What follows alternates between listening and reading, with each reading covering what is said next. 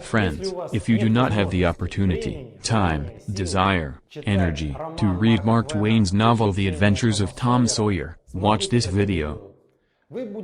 You will know about the adventures of the ordinary boy and his friends. Wrote by Mark Twain in 1876. The events take place in the small American city of St. Petersburg. This is not a joke, in Missouri at the time when slavery was still in the United States.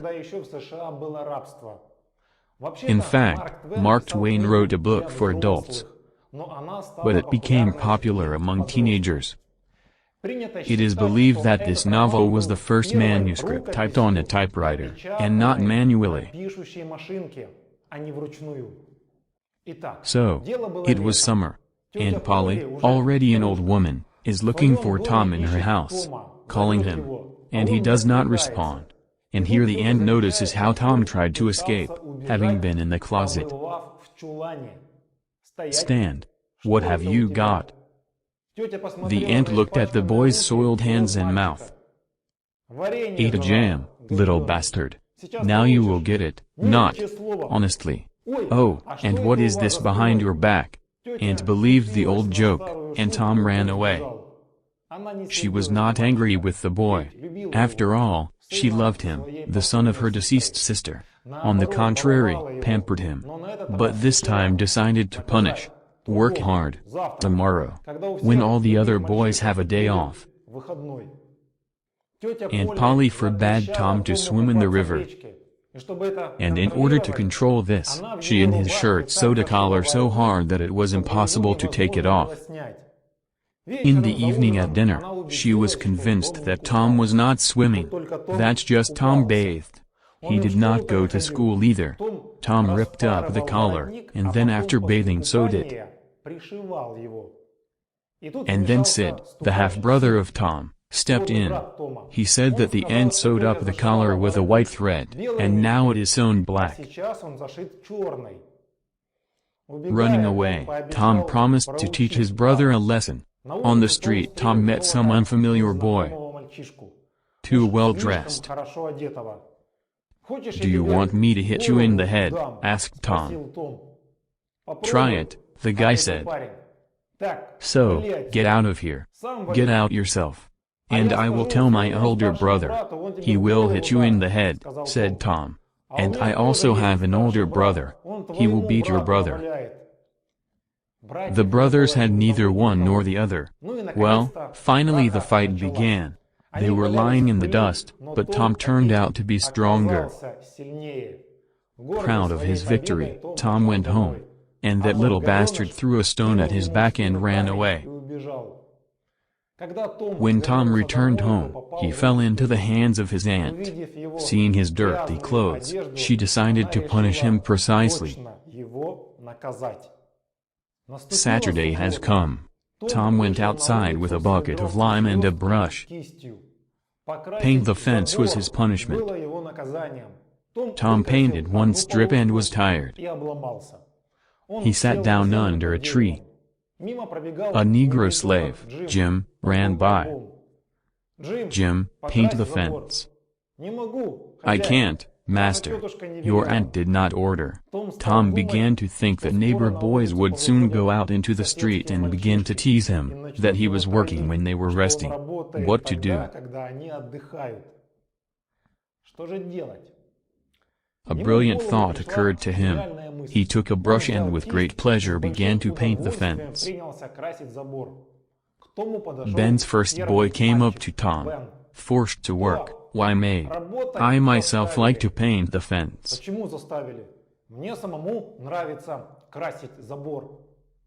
Ben stood for a moment, looked at how happy Tom was painting. Listen, Tom.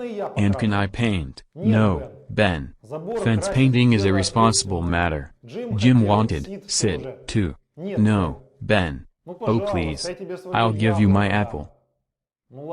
Okay. Persuaded. Ben painted the fence in the heat, while Tom lay under a tree and ate an apple. Began to pull the other guys. And Tom sold each to the opportunity to paint his fence. He was paid with a kite, a dead rat, a one-eyed kitten, and other nonsense. In general, Tom got rich by noon, and the fence was painted. Without knowing it, Tom discovered the great law that governs the actions of people. Namely, in order for a person to passionately want to have something, this thing must be difficult to access.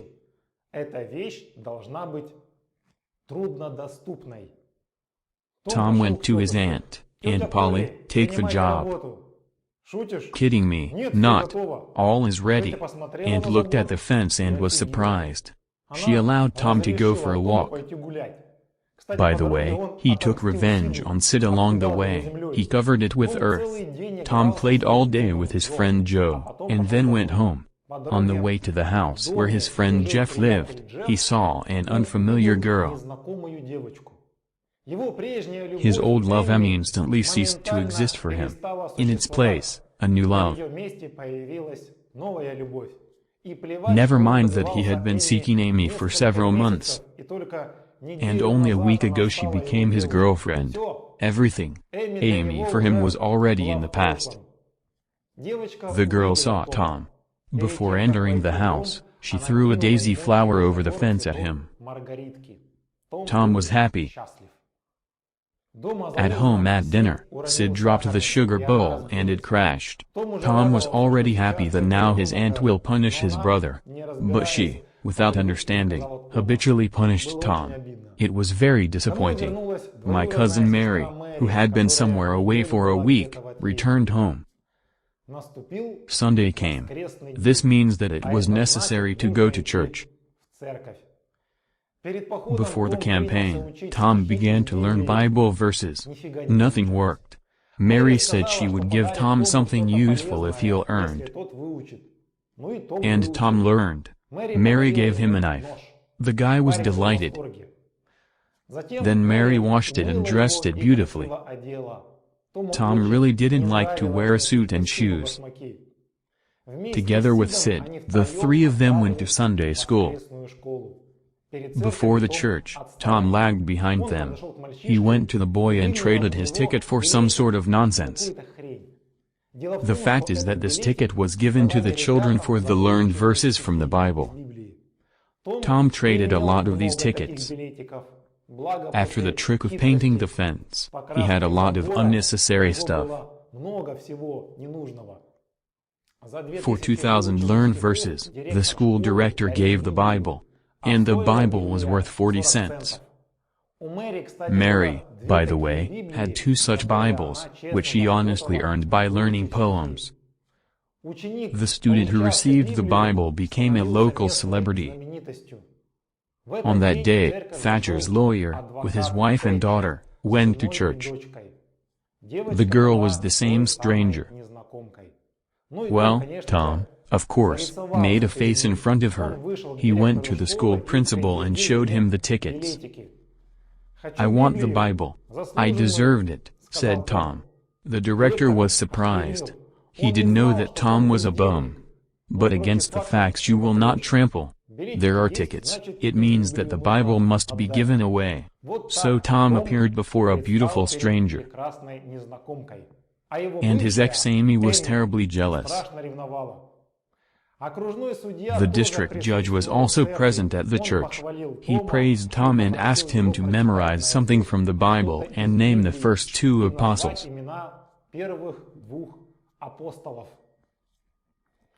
"David and Goliath," answered Tom. And then there was the usual boring Sunday service, where all of the parishioners yawned and waited for the priest to finish it. The fly that flew nearby was much more interesting for Tom. Then he took out a beetle from a small box. The beetle bit his finger, and Tom threw the beetle into the passage between the benches. All the board immediately began to watch the bug, who was trying to roll over. A poodle wandered into the church. He saw the beetle and climbed with it to play. Beetle and bit it. The dog began to squeal, and the parishioners began to laugh. Then the poodle managed to sit on the beetle, and the beetle bit it on the ass. Then the dog from pain began to rush around the church. It was very funny. Tom was happy. It turns out the church service can be fun. Monday. For Tom it was also a hard day. It was necessary to go to school, and did not want to. You can specifically get sick and stay at home. But nothing hurt. And then he discovered that his tooth was loose. Already good. What else? And nothing more. Tom started moaning in bed. Sid woke up. "What's wrong with you, Tom?" he asked. "Bad for me, bro. I forgive you all your wrongs. And I forgive everyone too." "Don't die, Tom," Sid shouted. He ran to Aunt. "Tom is dying? I do not believe." But still ran to the bedroom. "Aunt, I have gangrene on my finger." "Clear. Okay, come on, get up." "But I still have a tooth loose." Aunt Polly was about to pull him out. Tom shouted that he no longer hurt anything, and he would happily go to school. "Just do not pull out a tooth." Aunt quickly coped with the tooth, and the boys really began to envy Tom. After all, now he could wonderfully spit like no other. Before school, Tom met the son of a local drinker, Huckleberry Finn. It was the most notorious hooligan in the city. Mommies didn't like him. After all, their children really wanted to be friends with him, with a guy who lived on his own. All children were forbidden to hang out with Huck. Tom too. Huck dressed in all sorts of adult rags. I spent the night anywhere. In the school and the church did not go. He could do whatever he wanted, swim, fish, walk, fight. Nobody forced him to wash. Huck knew how best to scold. In general, the boys envied him. Today, Huck had a dead cat in his hands. Cool. "And why do you need it?" asked Tom. "What do you mean why?" "Get rid of the wart." Then the guys began to discuss ways to get rid of warts. Very exotic ways. Huck told why he needed a cat. "You have to go to the cemetery with her shortly before midnight. To a fresh grave, where some bad man is buried. At midnight the devil will appear, alone or with friends. When they drag the dead, they need to leave the cat after them and say something. From this every wart will disappear." Cool. Have you ever done this before? Not yet. Today I will try. There is a fresh dead man. Tom asked Huck to take him along. And he traded his tooth for a tick. For being late, teacher planted Tom with girls. Among them was the one. Tom sat down at her desk. He treated me with a peach and began to draw. The girl asked to draw it. So they met. Her name was Becky Thatcher. Tom, without thinking twice, confessed her love. Why wait? The teacher seated them. Then Tom and his friend Joe began to play with the tick. The teacher also interrupted this Tom entertainment. And at the big break, left alone, Tom taught Becky to draw. She also admitted that she loved him. After that, Tom demanded a kiss from Becky. In the end, she agreed. "That's it, Becky. Now you will be my wife. And you will never love anyone except me. Okay, Tom. But you, too, are not marrying anyone except me. By itself. And we will dance only with each other." Here we are with Emmy. What's up with Emmy? So I'm not your first bride? Tom is in trouble. Becky was crying. The girl was upset. Tom tried to hug her, but Becky pushed him away. He left the classroom. I thought that Becky would go after him. She did not go. Then Tom himself returned to the classroom. "I love only you." But Becky continued to sob, not reacting to his recognition. Then Tom left school. Becky realized that she had gone too far in insult and ran after him. But he was gone. And she roared again. Tom was sad. He went to the forest. Goes and thinks, that would die. But not forever. And for a while. To Becky suffered. Better yet, go somewhere and never come back. To the soldiers. Or the Indians. Not. Better, in the pirates. Resolved. Tomorrow he will leave home. Tom unearthed his stash in the woods. There was one ball. He was upset. After all, he was counting on treasure. When he hid it, he uttered the necessary spells. And now there should be treasure in the cache.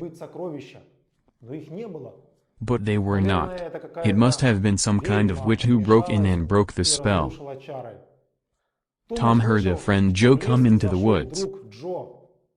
Together they began to play Robin Hood. At 21:30 Tom and Sid were sent to bed. Brother immediately fell asleep. And Tom was waiting for a signal from Huck. At 2300 hours he came. Half an hour later, friends were at the cemetery. The guys found a fresh grave and lay down nearby, waiting for the devils to come. There were steps. There were 3 of them. One of them Huck recognized. It was local drinker Meff Potter. The voice of the second recognized Tom. It was Native American Joe. All 3 approached their grave. The third was a young Dr. Robinson. He told Meff and Joe to dig the grave.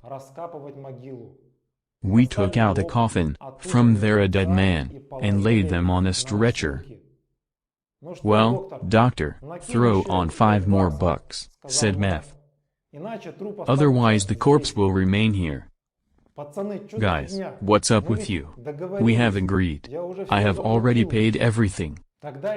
Then the Indian reminded him that 5 years ago he went hungry to the doctor's house, and the doctor's father chased him away.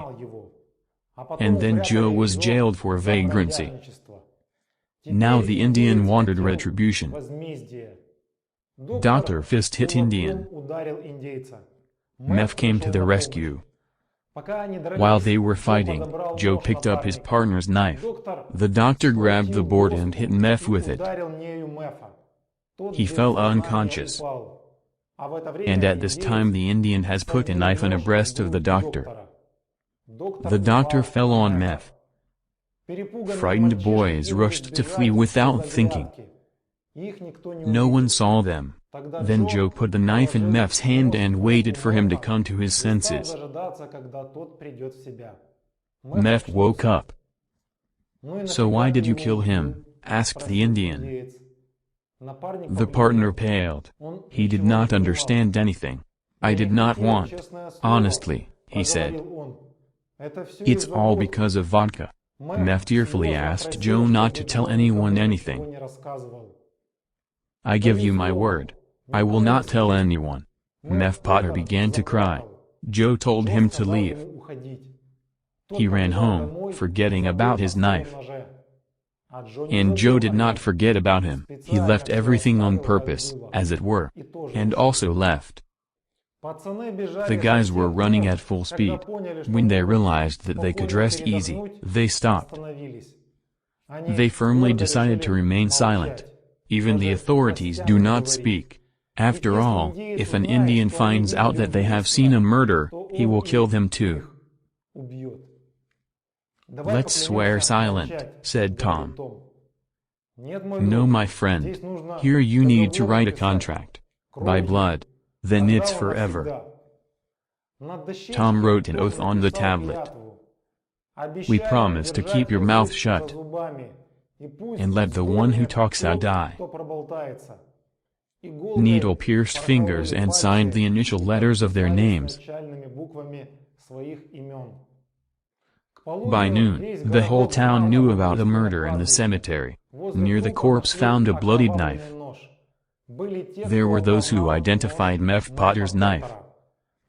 Plus, Meff was seen washing at night. It was strange. Residents of the city came to the scene of the crime. Tom and Huck were there, and Joe was Indian. Accompanied by Sheriff Meff Potter also came. An Indian told how a drunk Meff killed a doctor. Tom and Huck wondered why God does not punish the liar. But they themselves were silent. The Indian helped put the body into the wagon. At this time, blood flowed from the doctor's wounds. Many whispered, they say, that the dead man himself suggests who killed him. But Meff was there, because this fact was immediately forgotten. For a whole week Tom could not sleep properly, talked in his sleep. And Sid overheard. No one knew, but Tom went to Potter's jail every day and brought him food. The prison was on the edge of the city, was small, and nobody even guarded it. But Tom was worried about something else. Becky stopped going to school. She's ill. Tom was worried. So much so that Aunt Polly herself began to treat Tom. Moreover, Aunt Polly was obsessed with all sorts of drugs. Tom stuffed all this nonsense, and then she gave him some kind of pain reliever. It was a liquid fire. Tom's depression instantly disappeared. In general, Tom took this medicine and slowly began to pour it into the slot in the floor. And then also Peter's cat fed with this medicine. The cat began to run, jump, scream, got up on its hind legs. Aunt Polly was shocked when she saw what her cat was doing. Tom was laughing at this time. In the end, my aunt had guessed everything and stopped giving Tom this medicine. Becky finally returned to school. Tom was happy. But the girl did not pay attention to him. Then Tom firmly decided to leave home, so that those who stay will feel sorry. He met friend Joe, spoke about his desire to leave forever, and said goodbye to him. But Joe also had such thoughts in her head. To him at home, too, constantly clinging. Because it was decided to leave together. And Joe agreed, like Tom, to become a pirate. 3 miles from St. Petersburg on the Mississippi River was an uninhabited island. Jackson Island. Just what a boy needs to live there. Huckleberry Finn also joined them. Agreed that they will meet at midnight. Take with them fishing rods, food and on a raft forwarded to the island. Everything went as planned. The boys went to the shore of the island. They were happy. Tom woke up first in the morning. He woke up his friends. The raft swam away somewhere. Himself. Well and cool, the boys decided. They swam, fished, fried it. After breakfast we went to explore the forest. Nothing interesting was found. But in the evening there was some kind of homesickness. But everyone was silent about it, so as not to show his weakness. And then they heard the sounds of the steamer. Tom suggested that probably someone drowned and on the ship looking for a corpse. I'd like to know who drowned it, said Huck. We drowned, answered Tom. They're looking for us. Friends felt like heroes. They are looked for, they are mourned. People remember how cruel they were to these poor, lost boys. Cool. The whole day the guys were in a good mood. And in the evening, looking at the fire, Tom and Joe remembered their loved ones. Perhaps they are now sadly. Joe asked, or maybe back? Not now, later. Tom and Huck laughed at him. I was joking, said Joe. Tom waited for his friends to fall asleep. He decided to return to the city. In the shallows Tom approached the shore, and then swam to him. Soon he got out of the water. I sat neatly in the boat at the ship and waited for the ship to sail into the city. Tom ran home. Through the window, I saw Aunt Polly, Sid, Mary, and Joe's mom sitting in their living room. They were talking about something. Tom decided to get into the house. He crawled under the bed and could well hear the whole conversation. "He was a good kind boy," said my aunt. "I never did people evil. Yes, I was mischievous." And Aunt began to cry. Mama Joe said the same about her son. She remembered that the last time she screamed at him, although he was not at fault. And she also cried. Tom had no idea that he was so good. But the family was sorry. I wanted to crawl out from under the bed, but changed my mind. It was Wednesday. Adults said that if they did not find their bodies by the end of the week, then on Sunday they would be buried as dead. Tom could not hold back his tears when he heard his aunt praying for him. He waited for her to fall asleep. A new plan was born in his head. At the steamer, Tom untied the boat and sailed to the island to his friends. Returned when it was already light. At breakfast, Tom talked about his nightly journey. And on Friday, Joe said he wanted to go home. Tom started to poke fun at the guy. But Joe didn't care anymore. He didn't like the life of a pirate. Huck cautiously told Tom that he was bored here, that he should go home. Huck followed Joe. Tom watched his friends leave and suddenly said that he had an idea. After listening to him, the guys happily stayed. Huck taught the boys to smoke tobacco, but it became so bad for them that they went into the forest and went to sleep there. At midnight, a thunderstorm began. Drenched, the boys ran under the carport. Very soon the wind tore a piece of canvas. Then friends ran under the branches of a huge oak. Soon the rain ended. The guys returned to the camp and sat by the fire, which miraculously managed to save. Saturday they spent playing Indians. In the city on Saturday it was quiet. Everyone was preparing for the funeral service for the 3 dead children tomorrow. Becky went very sad. She regretted that she behaved with Tom. On a Sunday morning, the small church was full. The priest made a speech in which he praised the children. Very soon, everyone in the church wept. Even the priest himself. And then the front door opened, and the priest froze. Everyone followed his gaze. 3 drowned men were walking in the middle of the church, Tom, Joe and Huck behind them. Aunt Polly, Mary and Joe's mom rushed to them. Huck stood next to no business. The priest urged everyone to sing in the glory of the Lord, who returned the children to them. This moment was the happiest day in Tom's life. That's what idea Tom told his friends when they were ready to leave the island, to return on the day of their funeral. At breakfast, Tom told Aunt Polly that he had dreamed of him. And he told all that was on Wednesday night when he overheard conversations under the bed. At the same time, Tom spoke as members of the Battle of Psychics. I remember that you were sitting like this, you are an aunt there, you are Mary there, and Sid is there. And here was Joe's mom. Well, and so on. Only Sid suspected that there was some kind of trick here. My aunt believed every word. Well, then you had to go to school. There, Tom was a hero. The boys envied his fame. And when he and Joe lit their pipes, everyone was delighted. Tom decided that he didn't need Becky. Although, when he was on the island, he missed her. Tom saw Becky looking at him, he was pleased. But he was a rock.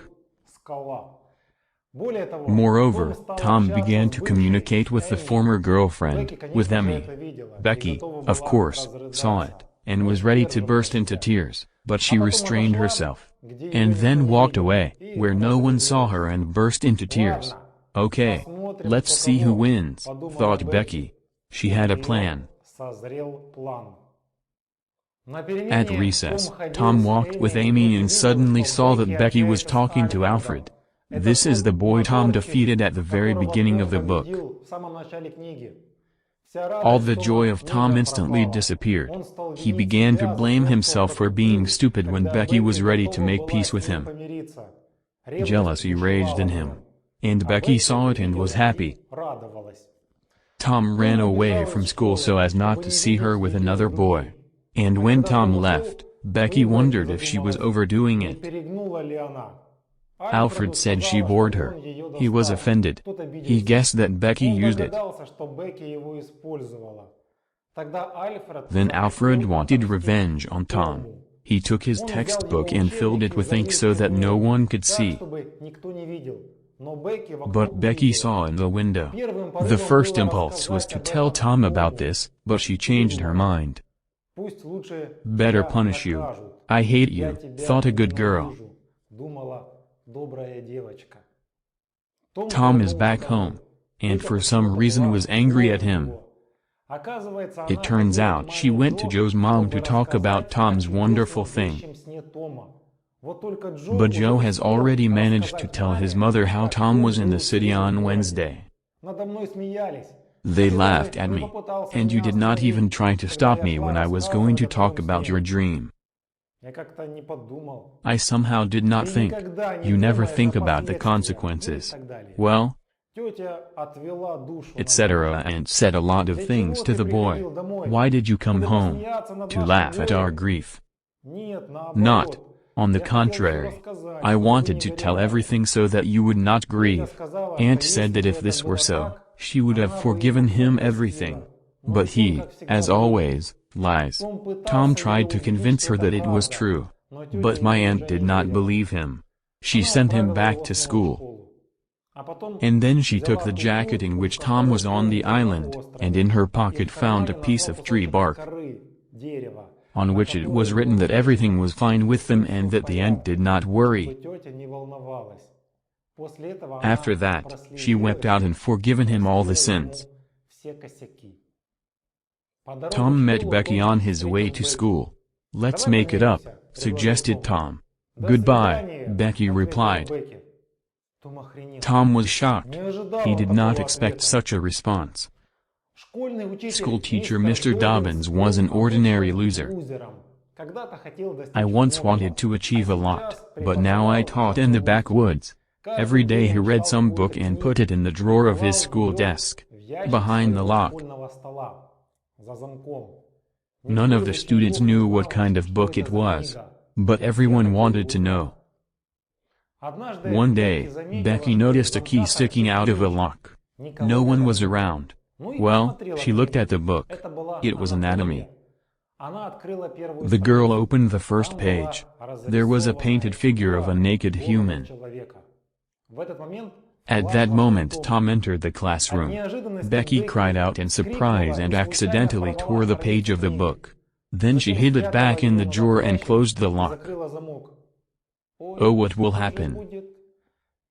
You will tell everyone, and then they will punish me. And I have never been punished at school.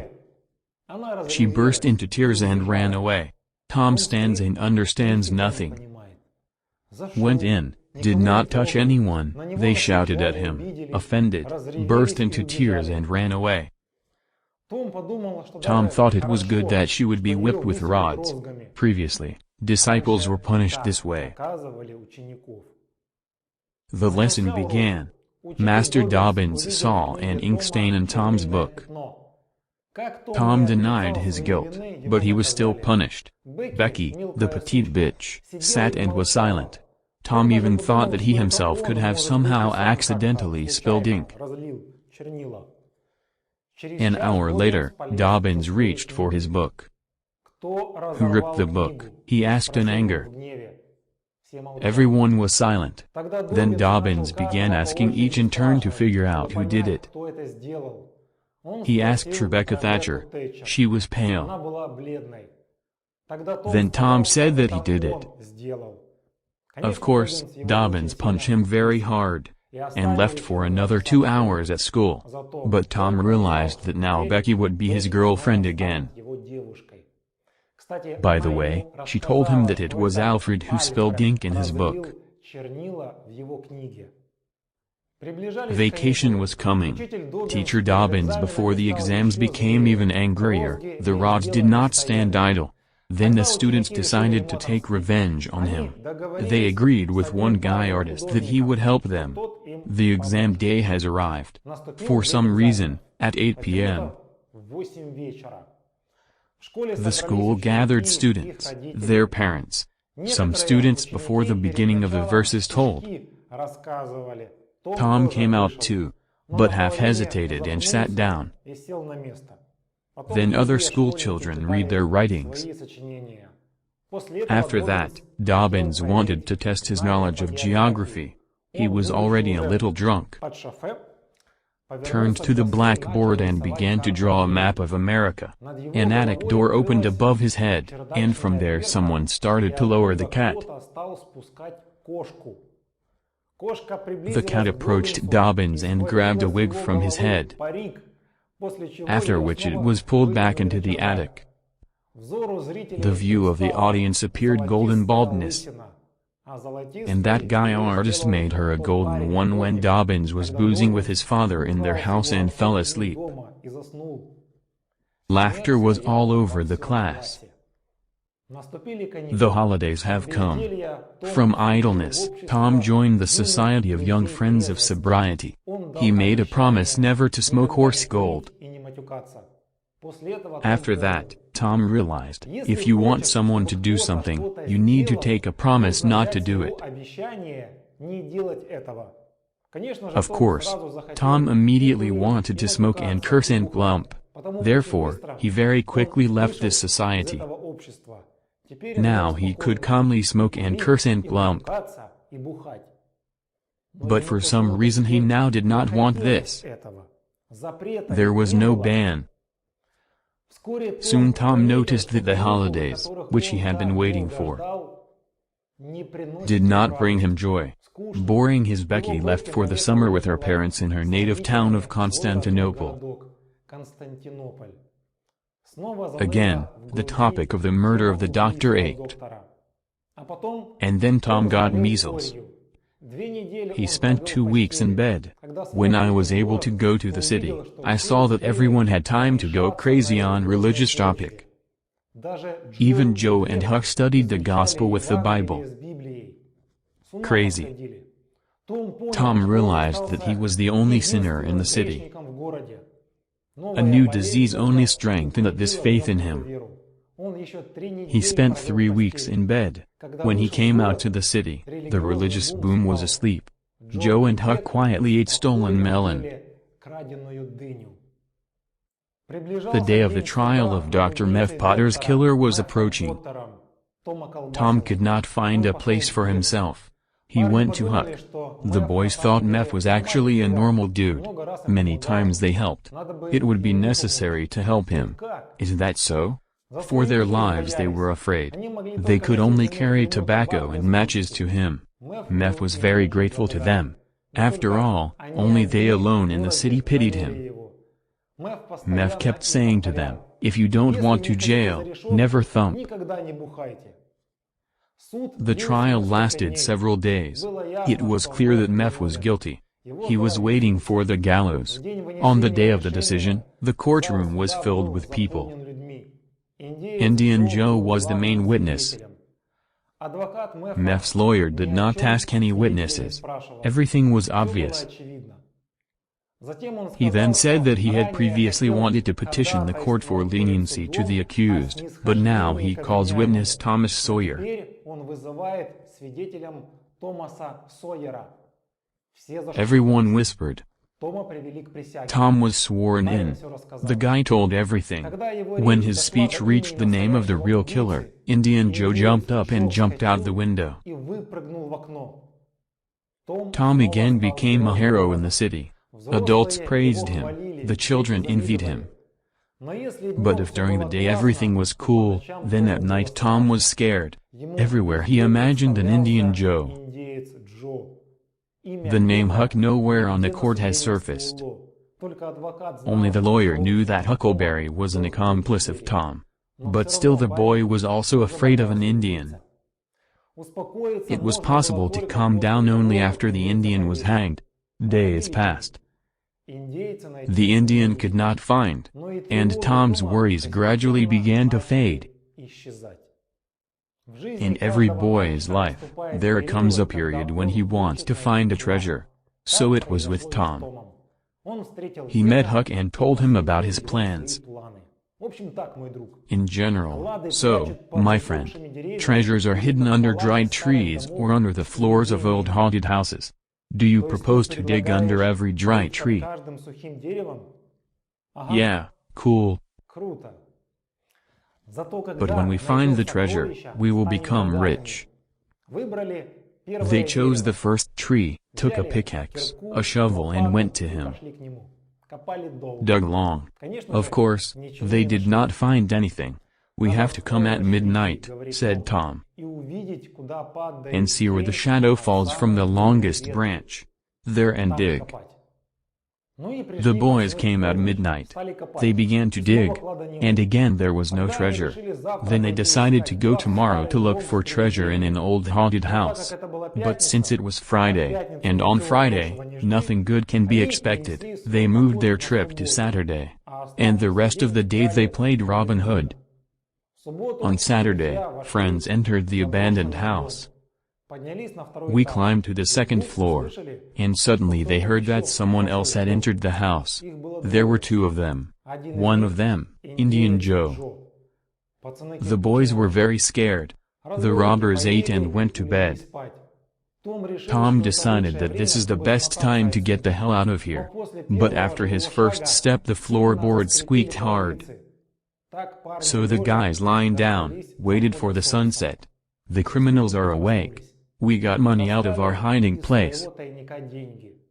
In this case, an Indian, picking a knife in the ground, accidentally found someone else buried treasure. Pick and shovel, which the guys left at the entrance, the robbers dug the chest. It was gold. Lots of gold. Tom with Huck saw it all. The accomplice said that a gang of one dude was operating in these neighborhoods earlier. They must have buried a chest. Now we have nothing to do here. I have to go to Texas, he said.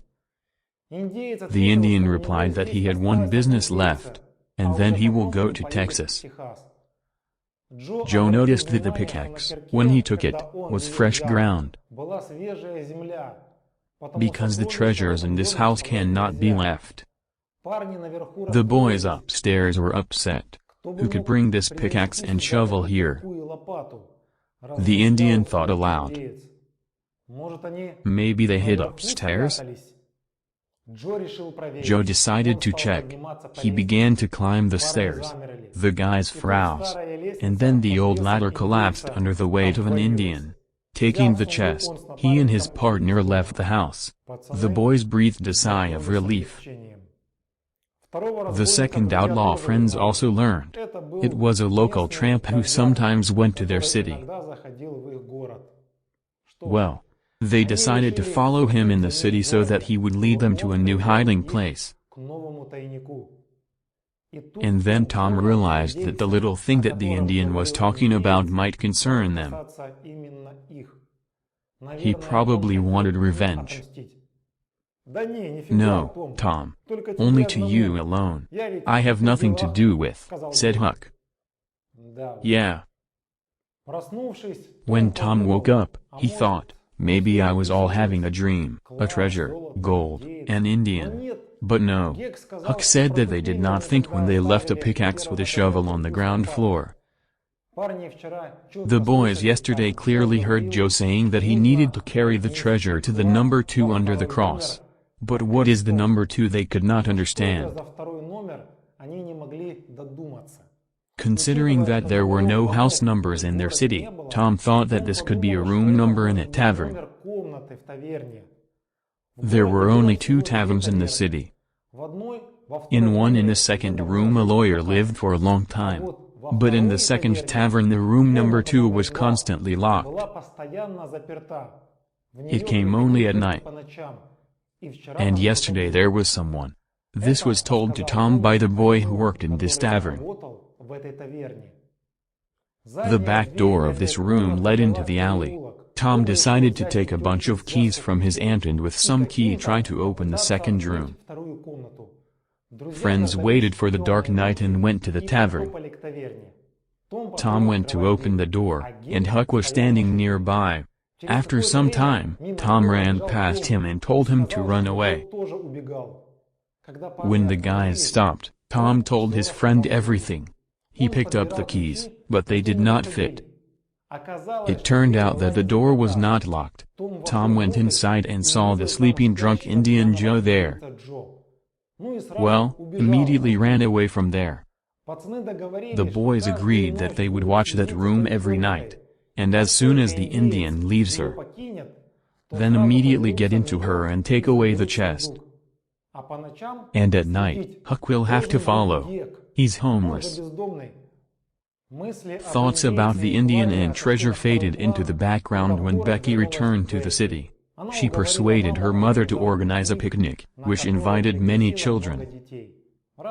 Early in the morning, the children, accompanied by several adult girls on the steamer, sailed for a picnic. Mom Becky understood that today they would not return, so she told her daughter to spend the night with friends. Tom convinced Becky that it is better to spend the night not at friends, but in the mountains in the house of the widow Douglas, because she makes ice cream. The children went ashore. Someone suggested going to the cave. All ran there. Many have already been to this cave, and they knew only its small area. And no one went to distant labyrinths. As you guessed, did not go before. The time in the cave passed very quickly. The children went out and boarded the ship, which set sail and sailed back. Meanwhile, Huck waited for darkness. He took up his post to see the room of the robbers. The night was dark. Huck saw 2 out of the room. They carried something with them. Probably a chest, he thought. Huck decided to go after them. The robbers went to the mountains to the house of the widow Douglas. It means that the Indian wants revenge, Huck decided. Joe told his partner that the widow's husband, Douglas, was a judge and he was once imprisoned for vagrancy, and also ordered to carve, as a Negro. And the whole city saw the shame of an Indian. This freak deceived me when he died prematurely. But now I will take revenge on his wife. I will not kill, only disfigured. I'll cut out nostrils or cut off ears. The widow had guests at home. Because the robbers decided to wait until they leave, Huck ran to the neighbor's house. He opened the old man. Huck said that preparing something bad. And then the farmer with his sons, taking the guns, went to the house of the widow Douglas. In the morning, Huck went to the house of the old man to find out what had happened at night. The boy was greeted very welcome. They offered to lie down, have breakfast. Huck did not expect this. The farmer said that they came very close to the gangsters. But then he suddenly sneezed and scared them. Shot failed, but the widow was saved. Found a box with a thieving instrument. The latest information inspired Huck, so the treasure has not yet been found. The widow Douglas came to the farmer's house to thank him for her rescue. But he replied to her that she needed to thank another person, whose name at his own request he could not name. Soon the whole city languished with curiosity, who is this Savior? In the morning at church, Becky's mother met Mrs. Garper and asked how her girl was. And she did not spend the night with us. Then Mrs. Thatcher turned pale. And Polly came up and said that her Tom had not returned to sleep, and no one had seen him. When the children after the cave were boarding the ship, it was already dark and no one counted anyone. It became clear that Tom and Becky remained in the cave. Residents of the city immediately went in search of children. But on this Sunday, they could not be found. Meanwhile, Huck was seriously ill. The farmer left him at home, and the widow Douglas cared for the boy. Huck did not know that his friend Tom was looking for the whole city. 3 days have passed. Tom and Becky could not find. And that tavern, where was the room of the Indian Joe, was closed, because its owner was selling alcohol, and that was illegal. What happened to Tom and Becky? Yes, everything is like in the movies.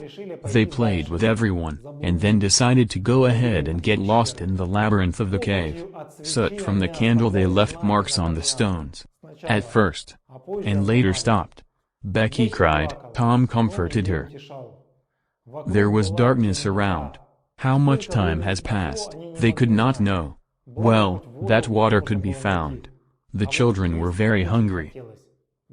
And the candles were soon over. Once they even heard someone screaming in a cave. But the sound could not get out. And soon the voices were gone. After sleep, the children began to walk around the cave again, and Tom stumbled upon Indian Joe. Hearing his shout, the Indian ran away. It was Tuesday evening. The city has already lost hope of finding children. But suddenly, in the middle of the night, there were shouts. They were found. And it was like that. Tom left Becky at the creek, and he went to look for a way out. And found. The children climbed out of the Mississippi River far from the cave entrance. There they were fed and taken home. Tom was very weak for several days. And when I came to, I went to see Huck. It turned out that one gangster was found dead. Probably, he drowned, running away from his pursuers. And also Becky's father, Judge Thatcher, 2 weeks ago put the iron door at the entrance to the cave so that no one else got lost in it. And then Tom said that an Indian Joe remained in the cave. People again came to the cave. When the door was opened, they saw a dead Indian. Tom saw it became easy on the soul. Joe died of hunger. They buried him not far from the cave entrance. Tom met Huck and said that he was sure that Joe had hidden the money chest in a cave. Together they sailed by boat to the place where Tom climbed out of the cave. We went inside and went where Tom saw the Indian. A cross was painted on the stone with a soot. "Let's go out of here," said Huck. "There must be an Indian spirit somewhere." Tom replied that the spirit remained at the entrance, where the Indian died. In general, the boys found that chest with money. Looking for a long time, but found. The chest was heavy. Therefore the money was transferred to the bags. In the cash were still guns, gunpowder. This is the boys decided to leave the cave to use it when they grow up. The bags were loaded into the boat and sailed. When moored to the shore, it was already dark. The boys decided to hide the money in the attic of the widow Douglas's barn, and then recount them and divide them in half, and only then hide your part in the forest. Tom ran for the cart. 2 bags thrown in there and covered with rags. When passing by the farmer's house, they met him. Get rid of the old man could not. The three of them went to the house of the widow Douglas. There was a party where a lot of people gathered. The guys happily met, even though they were dirty. The cart was left in front of the door. Mrs. Douglas took the guys to the bathroom and gave them clean clothes. Huck was uncomfortable. He suggested that Tom run away, but he refused. Sid came in and said that the reason why the widow is having a party is her salvation. And everyone already knows that Huck is responsible for this. The widow announced that she wanted to take Huck into her home and give him a decent upbringing. And then, when he grows up, he will help organize his own business. Huck doesn't need this, said Tom. He is already a rich man. All looked puzzled. Do not believe? I will prove it now. Tom went for bags of gold. Half of it, half of mine. Everyone was shocked. Money counted, it was more than $12,000. And not pieces of paper and gold. Today it is about $300,000. When the inhabitants of the city learned the story of the treasure, they went crazy. They dismantled the boards of every old house. Tom and Huck became stars. They were written about in the local newspaper. They were admired. Widow Douglas put Huck's money in the bank at 6% per annum. And Judge Thatcher, at the request of Aunt Polly, did the same with Tom's money. The judge, after a boy saved his daughter, began to respect Tom. He promised to arrange for him to study at the National Military Academy so that Tom would become a military or a lawyer. Huck did not like his new life. The servants of Mrs. Douglas constantly made sure that he was clean, the sheets were clean. He needed to eat with a knife and fork, use napkins, learn from books, go to church. In general, solid flour for Huck. For 3 weeks he endured, and then he ran away. Tom found him 2 days later in one of the empty barrels. In dirty rags, unkempt. I do not want to go home. I cannot fart without permission. I can't smoke, scream, scold, yawn, or indulge. I like it here, in a barrel. Be patient, said Tom. Get used to it. And then enjoy it.